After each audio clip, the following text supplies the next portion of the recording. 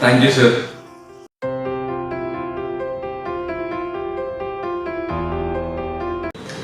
The type of visa is a student long-stay visa.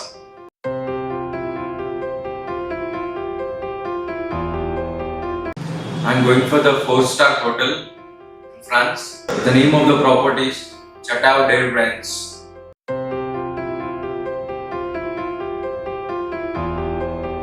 It almost took around 45 days to complete the whole process of my visa.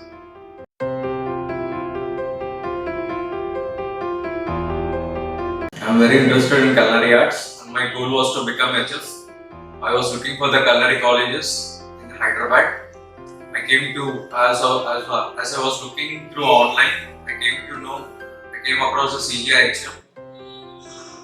I have visited the campus and the campus was fully equipped, and I thought that it would give the best.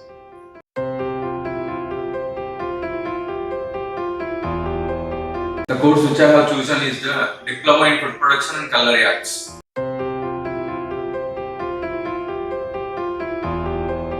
The support from the college was super. The faculty, principals fully supported me for getting my dream fulfilled. Thank you CGIHM for supporting me.